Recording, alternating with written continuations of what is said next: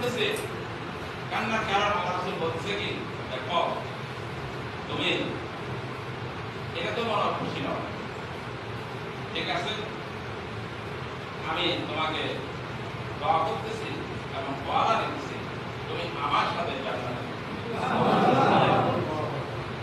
এক মহব্বতের কারণে এই কথা বলার সাথে সাথে গাছের কান্না বন্ধ, গাছের কান্না কি কান্না বন্ধ হয়ে গেছে।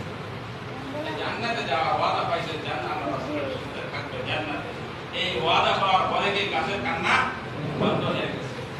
আমাদের পরে কাটলো, তারপরে কি করলো, তারা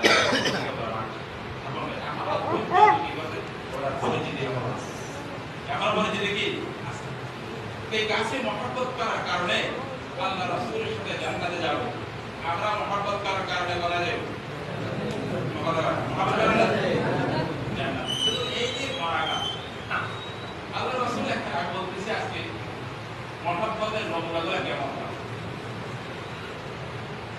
আল্লাহ রাসূল এক জায়গাতে গেলেন, যাওয়ার পরে ওখানে আল্লাহ রাসূলের ইস্তেঞ্জা হওয়ার পরে প্রয়োজন হওয়ার পরে জরুরত হওয়ার কারণে